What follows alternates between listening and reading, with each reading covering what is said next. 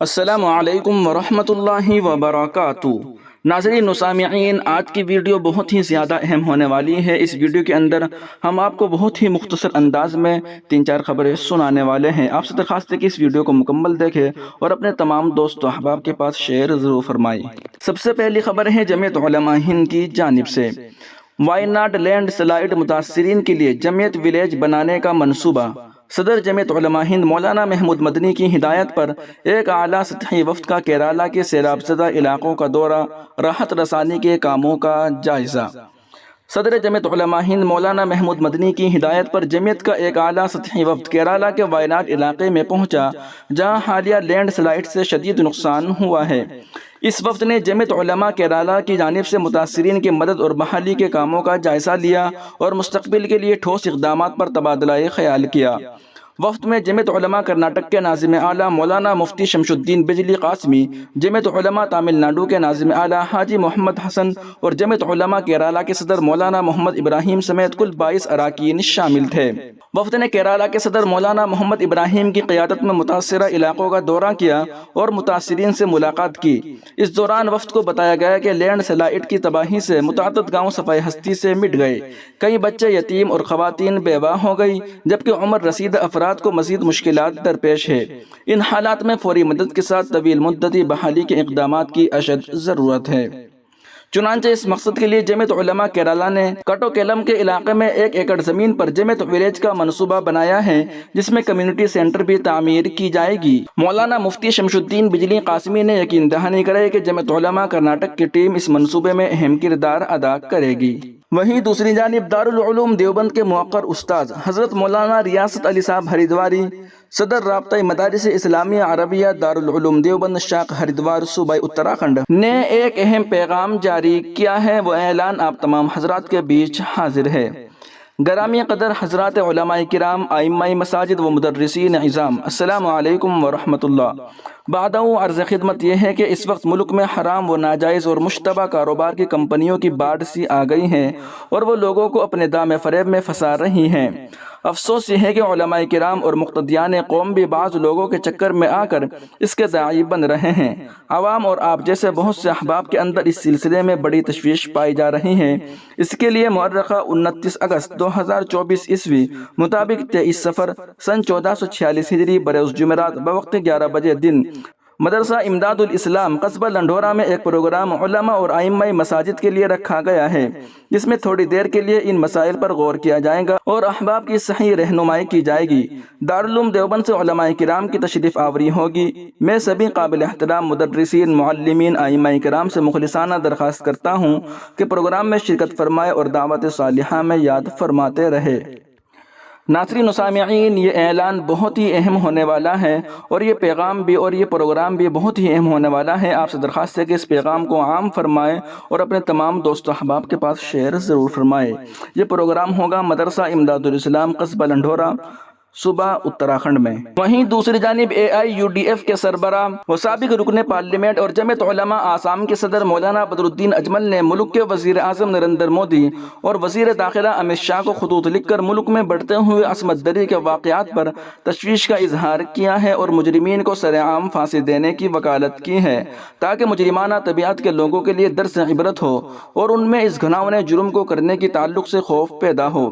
مگر یہ کام عدالت کے ذریعے ہو، جس کے لیے ہر ضلع میں فاسٹ ٹریک کورٹ قائم کیا جائے اور مجرم خواہ کسی بھی مذہب اور ذات کا ہو، اس کا جرم ثابت ہونے کے بعد اسے سزا دی جائے۔ یہ خیال رہے کہ سرکاری جرم ثابت ہونے سے پہلے صرف اس بنیاد پر کہ ملزم مسلمان ہیں کسی کو سزا نہیں دے سکتی ہے، مگر کچھ ریاستی سرکاریں ایسا کر رہی ہیں۔ یہ رویہ اور طریقہ غیر آئینی اور خطرناک ہے، جس سے جرم پر قابو نہیں پایا جا سکتا، بلکہ اس سے ناانصافی کو بڑھوتری ملے گی۔ مولانا بدر الدین اجمل نے مزید کہا کہ 2012 میں دہلی میں ہوئے نربھیا عصمت دری کے واقعے نے پورے ملک کو جھنجھوڑ کر رکھ دیا تھا اور اس وقت لوگوں کے احتجاج اور غصے کی وجہ سے عصمت دری کے مجرمین کو فاسٹ ٹریک کورٹ کے ذریعے جلد سزا دینے کا وعدہ کیا گیا تھا اور ایسا لگا تھا کہ اب اس طرح کے واقعات کم ہوں گے، مگر افسوس کہ آئے دن کہیں نہ کہیں عصمت دری کے واقعات کی خبر سے دل کانپ جاتا ہے۔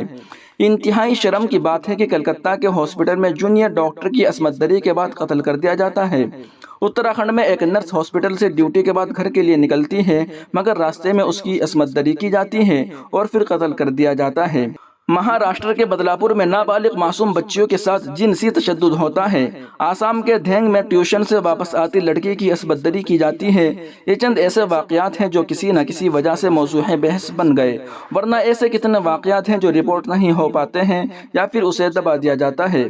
مولانا بدرالدین اجمل نے مزید کہا کہ افسوس کی بات یہ ہے کہ اس گھناؤنے جرم میں بھی مذہب اور پارٹی دیکھ کر کارروائی کی جاتی ہے۔ مثلاً کلکتہ میں ڈاکٹر کی عصمت دری کے معاملے میں مرکزی سرکار نے CBI سے جانچ کا حکم دے دیا، جو اچھی بات ہے، مگر اتراکھنڈ میں چونکہ متاثرہ مسلمان تھی اور وہاں BJP کی حکومت ہے، اس لیے اس میں لیپا پوتی سے کام لیا جا رہا ہے۔ اسی طرح کا رویہ مہاراشٹر میں بدلاپور کے واقعے میں دیکھنے کو ملا۔ آسام کے نوگاؤں ضلع کے دھینگ میں ملزم مسلمان تھا تو آسام کے وزیر اعلیٰ اس کو ہندو مسلم رنگ دیتے ہیں اور اگلے ہی دن پولیس کی کسٹڈی میں اس کی موت ہو جاتی ہے، مگر اس سے پہلے اسی آسام کے ہوجائی علاقے میں اور شیو ساگر علاقے میں اجتماعی عصمت دری کے واقعات ہوتے ہیں، مگر ان کے ملزمین کے ساتھ ایسا کچھ نہیں ہوتا ہے کیونکہ وہ مسلمان نہیں تھے۔ مولانا نے کہا کہ مرکزی سرکار کو اس سلسلے میں واضح ہدایات جاری کرنا چاہیے اور عصمت دری کے مجرمین کو عدالت سے جرم ثابت ہونے کے بعد خواہ وہ کوئی بھی ہو اسے سرعام پھانسی دینی چاہیے۔ وہیں دوسری جانب انڈین مسلم فورسل رائٹس کے زیر اہتمام یہاں غالب انسٹی ٹیوٹ میں منعقدہ نمائندہ اجلاس میں سیاسی، سماجی، ملی اور تعلیمی شخصیات کی جانب سے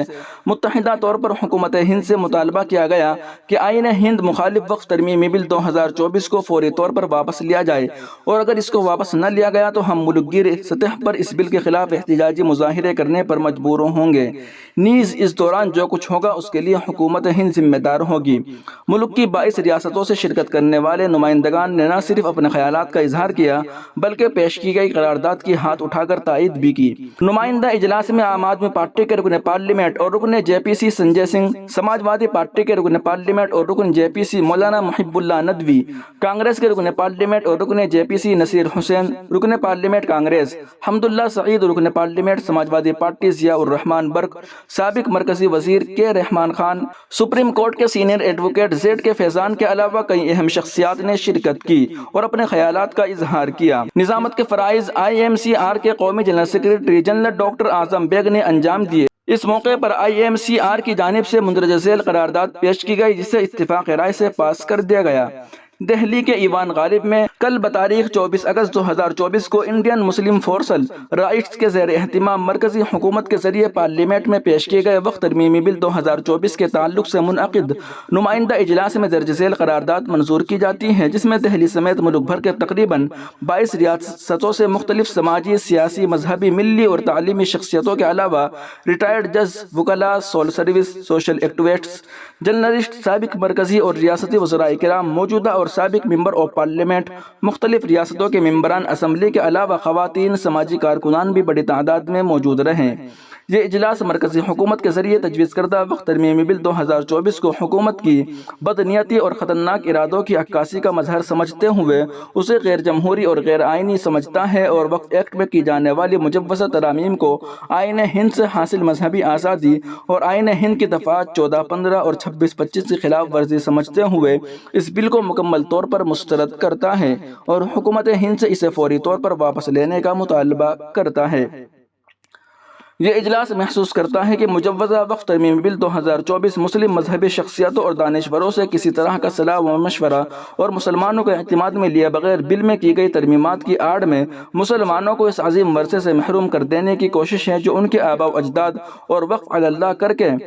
ملت کے تعلیمی، سماجی، رفاہی اور فلاحی ترقی کے لیے چھوڑ کر گئے ہیں، اور اب اس بل سے نہ صرف ملک بھر میں واقع وقف جائیدادوں کا تحفظ خطرے میں پڑ سکتا ہے بلکہ اس سے آئے دن نت نئے تنازعات کا دہانہ بھی کھل سکتا ہے اور ان مسجدوں، مقبروں، عمارتوں، امام باڑوں اور زمینوں کی قانونی، شرعی اور مذہبی حیثیت بھی مجروح اور مشکوک ہو جانے کا اندیشہ اور امکانات بھی بڑھ جانے کا خطرہ ہے۔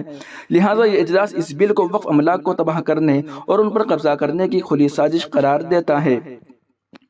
یہ اجلاس وقف ترمیمی بل پر غور و خوض کرنے، مختلف سیاسی، سماجی اور مذہبی شخصیتوں سے رابطہ کرنے اور حکومت و جوائنٹ پارلیمنٹری کمیٹی کے اراکین سے بات چیت کے لیے کمیٹی تشکیل کیے جانے کی بھی تائید کرتا ہے، جس کی چیئرمین شپ کی ذمہ داری کے لیے متفقہ طور سے